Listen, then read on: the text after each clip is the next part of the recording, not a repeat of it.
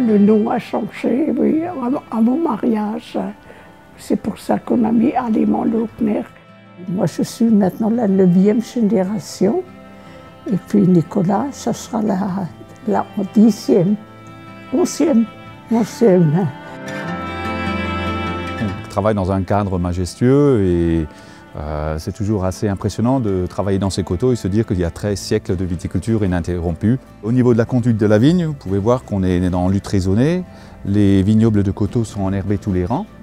Les vignobles de mi-coteaux et bas de coteaux sont enherbés un rang sur deux, travailler l'autre rang pour limiter l'utilisation de produits chimiques et surtout avoir un enracinement plus profond.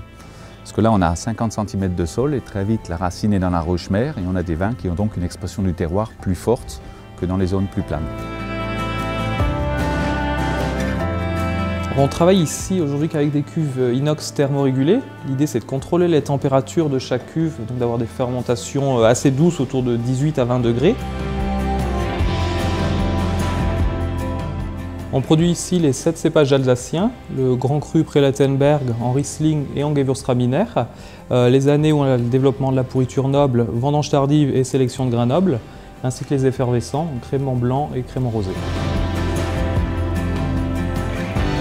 Dans nos vins, nous avons toujours recherché le côté fin, élégant, plutôt que le côté opulent, corsé. Que ce soit du plus simple des sylvaner jusqu'à la plus concentrée des sélections de grains nobles, cette finesse, nous la recherchons sur l'ensemble de la gamme. Nos vinifications se font très souvent et dans les Riesling systématiquement avec les levures indigènes du terroir, les levures naturelles qui donnent plus de typicité, d'originalité.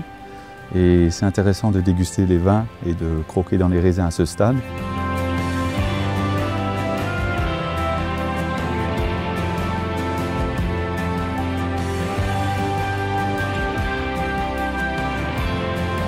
C'est toujours un plaisir de voir que l'histoire commence ici et après pour des bouteilles qui vont voyager aux 4 coins du monde. On travaille aujourd'hui dans une douzaine de pays et on exporte donc les 3/4 de notre production. Le dernier quart se fait ici en vente au caveau, avec le développement notamment de l'œnotourisme.